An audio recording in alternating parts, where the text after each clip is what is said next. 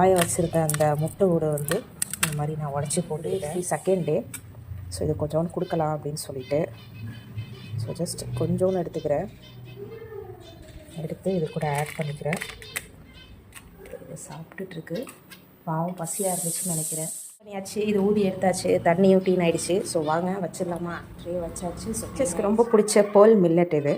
அதாவது இது வந்து பாஜ்ரான்னு சொல்லுவாங்க, கம்பு. ஸோ இதை தான் வந்து இன்றைக்கி ஆஃபர் பண்ணியிருக்கேன். சூப்பராக சாப்பிட்டுட்டு பாருங்க. ஃபஸ்ட் டைம் போட்டிருக்கேங்க கம்பு. அது ரொம்ப பிடிச்சி போய் சாப்பாடு பாக்ஸ்குள்ளாரே போய் உட்காந்துருச்சு. பனானா கொடுக்கலாமா? ஜஸ்ட் ஸ்மால் அமௌண்ட் வந்து நீங்கள் கொடுக்கணும். எப்போதுமே அதிகமாக கொடுக்கக்கூடாது. இப்போ ஃபஸ்ட் டைம் ட்ரை பண்ண போகிறேன். வாங்க இப்படி என்ஜாய் பண்ணுது அப்படிங்கிறத நம்ம இப்போ பார்ப்போம். இன்ச்சஸ் பனானா சாப்பிட்றீங்களா? எப்படியோ பதில் சொல்ல போகிறது கிடையாது. சோலார வச்சிருவோம். காலையில் போட்ட சாப்பாடை வந்து ஒரு மாதிரி முடிச்சிருச்சு. பனானா வந்து இப்போ தான் டேஸ்ட் பண்ணி பார்க்குது.